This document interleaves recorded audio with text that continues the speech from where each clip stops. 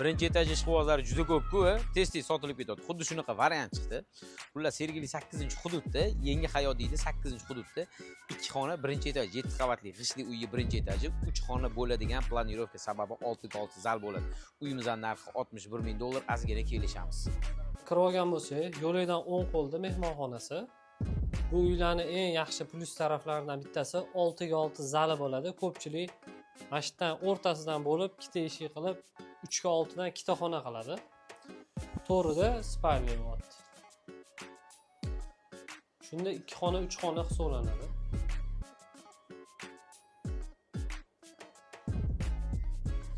Vanna tualeti alohida va kuxnyasi.